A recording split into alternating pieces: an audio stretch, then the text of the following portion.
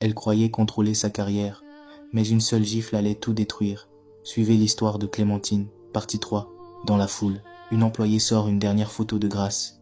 Au dos, une phrase est écrite. Clémentine s'approche pour regarder. Ses jambes tremblent. La phrase dit « Maman, ne demande rien à Clémentine. Elle a déjà assez honte de moi. » La vieille dame baisse la tête. Clémentine comprend alors que Grace était sa fille adoptive. 20 ans plus tôt, Clémentine avait vécu dans une petite maison avec la vieille dame. Grace était l'enfant de sa sœur décédée.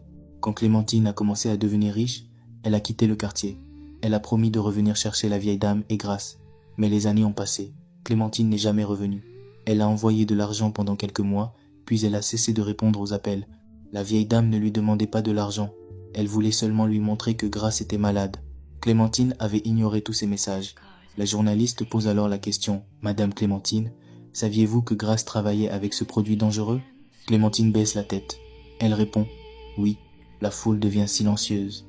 Elle ajoute « Je savais qu'il y avait un problème, mais j'avais peur de perdre mon entreprise. » Armand essaie de quitter la foule. Plusieurs employés l'arrêtent. La journaliste lui demande « Et vous, pourquoi avez-vous caché les comptes ?» Armand répond « Parce que Clémentine me l'a demandé. » Clémentine se tourne vers lui. Elle dit « Tu détournais l'argent des familles malades. » Armand sourit tristement. Il répond « Oui, mais tu signais les papiers.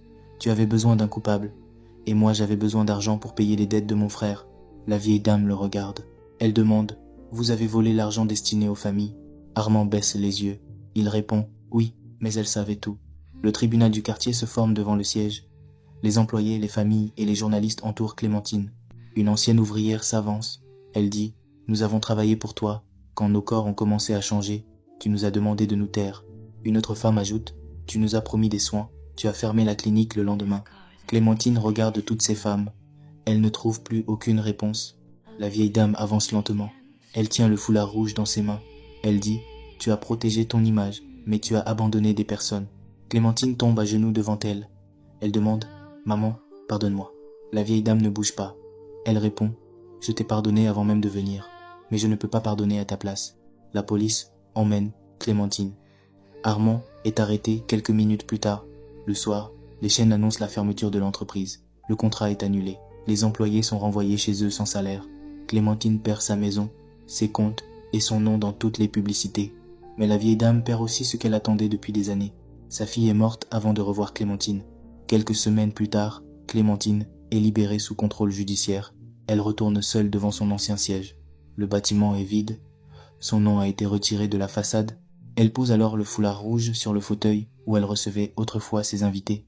Puis, elle s'assoit par terre et regarde longtemps la place vide devant elle. Quant à Armand, il passe devant la justice pour les détournements et les faux documents.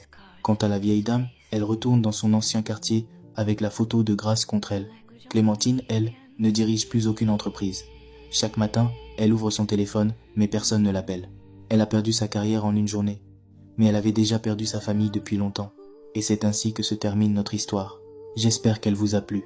Rendez-vous demain soir pour une toute nouvelle histoire. Merci d'être resté jusqu'au bout. Ici, la nuit.